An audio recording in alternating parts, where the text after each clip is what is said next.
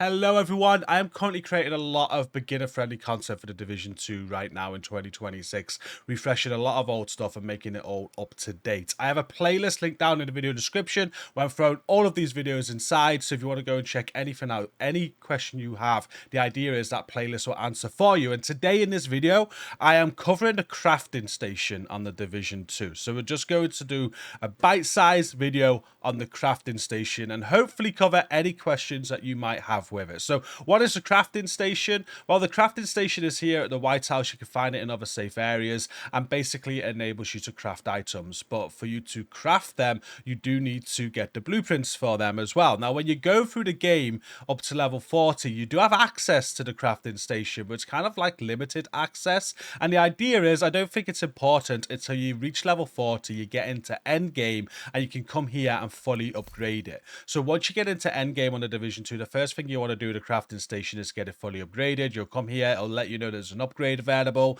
You'll have to put some in-game currency into it with some resources, and you'll be able to upgrade it. I think it's 2 or 3 upgrades needed until you are max level. Once you have a max level crafting station, it'll say no upgrade found. You'll know you're good at that point because no more upgrades available, and you're ready to start finding and farming blueprints so you can then use these blueprints to craft items. That's basically what the crafting station is.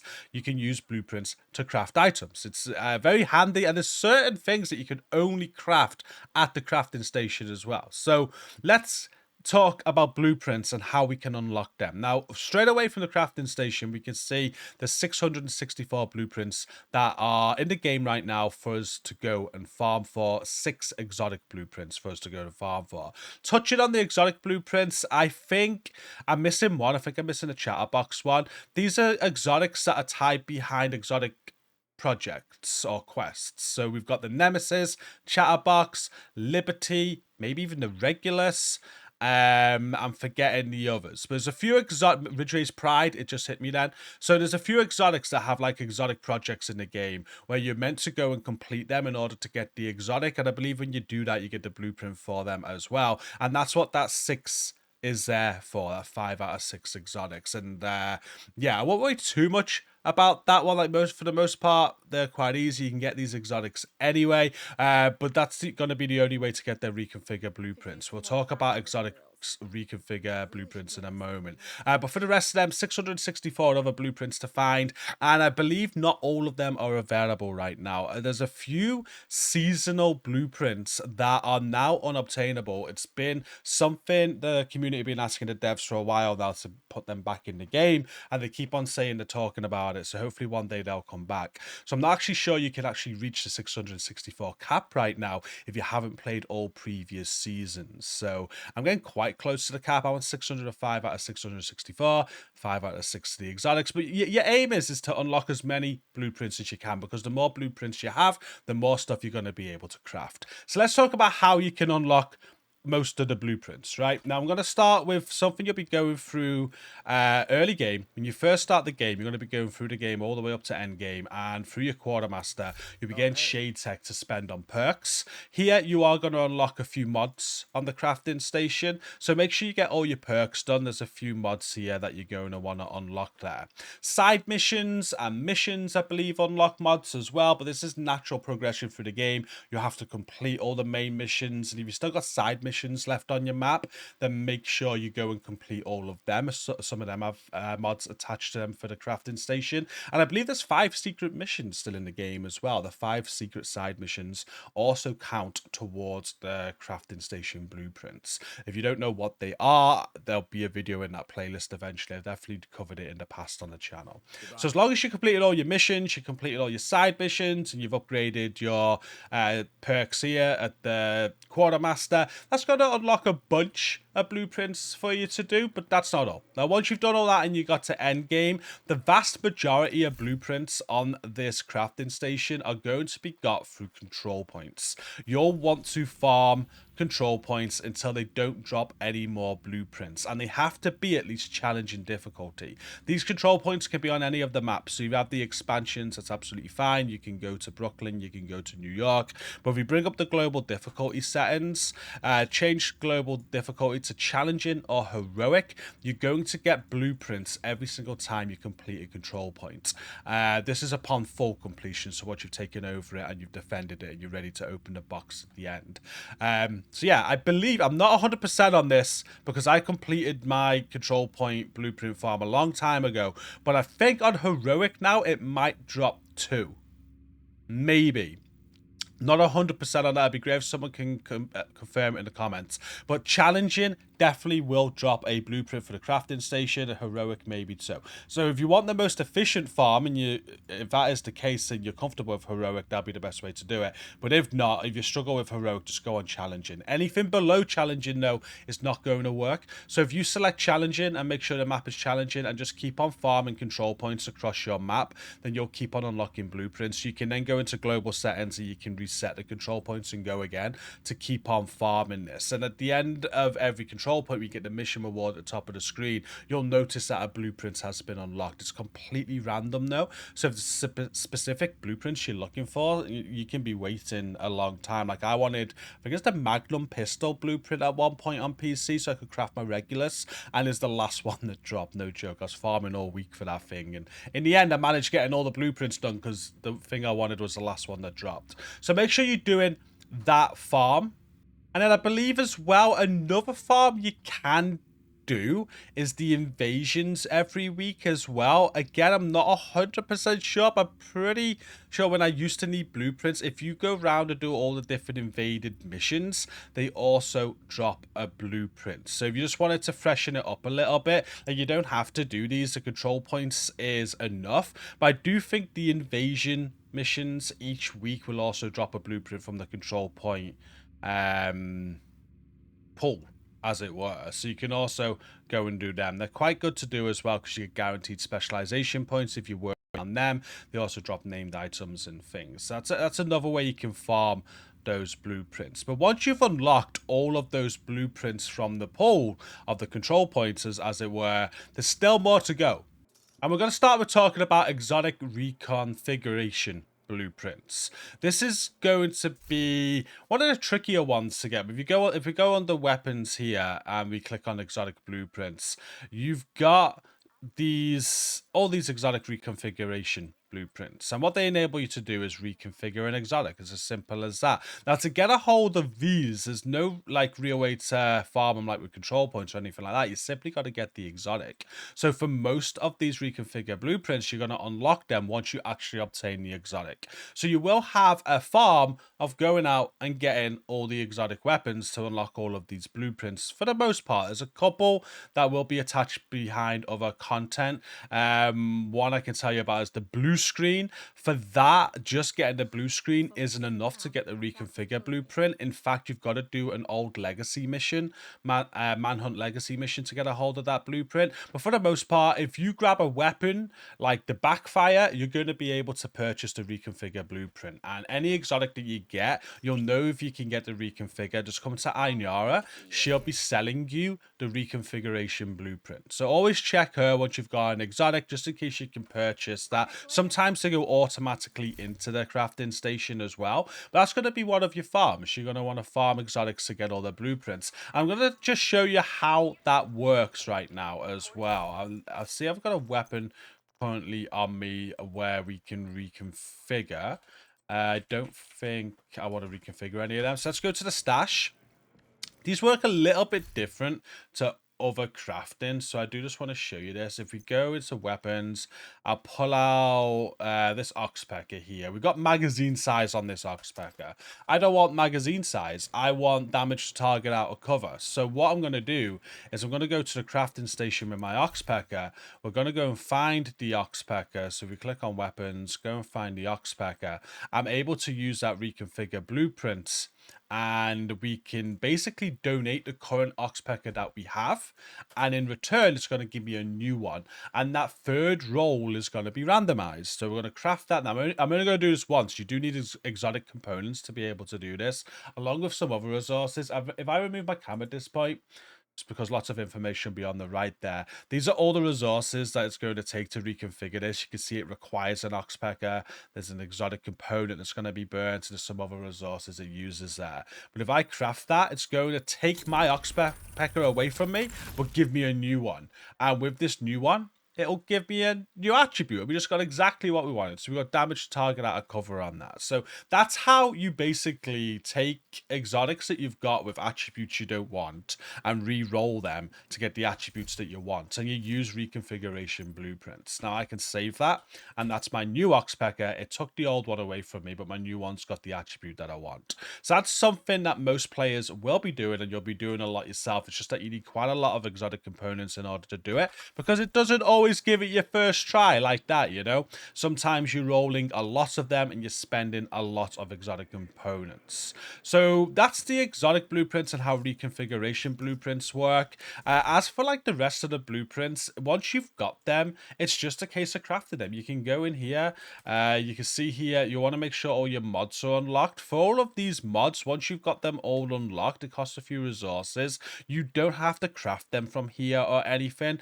Basically, there's a few mods you can unlock down here, like you can get like chem launcher mods, decoy mods, and stuff like that for your skills. But as for the weapon mods, once you've unlocked them, and you can see the tick next to all the mods, this is all done for your loadout. You'll go to put a weapon on, and when you go to modify it, all the mods are going to be here. So you'll just select whatever mod you want to put on the weapon. They will not be here until you've unlocked them in the crafting station, though. So make sure in the crafting station under mods, they have all got ticks next to them, because if they don't, they're not going to show here. But that's how those work. But then for the gear pieces, it is just a case similar to the exotics. You just go in and you craft what you want. It's going to cost resources to craft items, but once you have the blueprints for them, you can craft them as much as you want as long as you got the resources. And it's going to give you a random set of rolls when you make these. So I'm talking about the third attribute and the talent on high-end pieces there. So you can craft them as much as you want, and that's why you want them, because you might be making builds,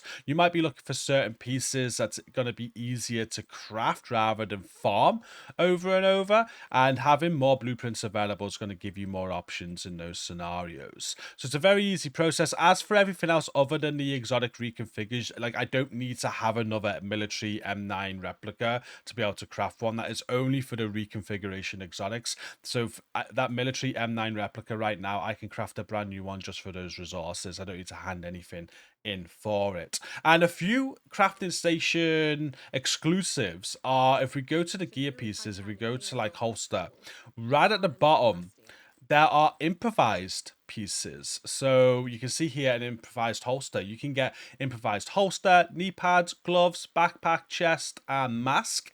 And these are exclusive to the crafting station. This is not something that you can find outside by looting. And what an improvised piece is, it's a high-end piece of gear that doesn't come with a brand set. So there's no brand set bonus on these, but they're guaranteed to give you a mod slot. So the mask, chest, and backpack of the improvised I find pretty pointless. But for the gloves, knee pads, and holster, if I was to craft one of these, I won't get no brand set bonus, but I will have a mod slot, so I can equip a mod. Now, if you know anything about the Division 2 builds, you'll know that any brand set or gear set piece for holster, gloves, or knee pads do not have mod slots. So if ever you want to build that has more mod slots to add extra mods on, these are absolutely great. There's a few builds that I use with these to boost a certain stat. So yeah, these are very, very handy. This is the only way you can do them. You can't find improvised pieces anywhere else. You can only craft them.